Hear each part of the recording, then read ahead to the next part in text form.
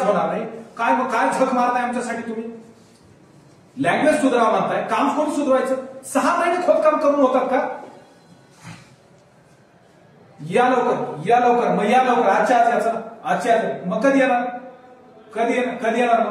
येणार तुम्ही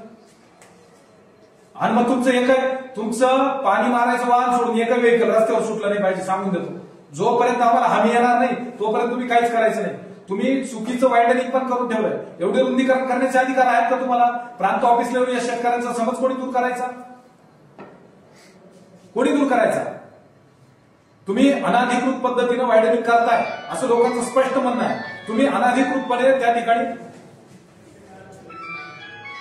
फोनवर तुम्ही एक लक्षात घ्या तुमचा ऍक्सेस फोनवरचा आहे तुम्ही फील्डवर नाही या फोनवरही नाही करू शकत नाही अहो कधी आले तुम्ही आम्ही सांगितल्यानंतर कधी आले तुम्ही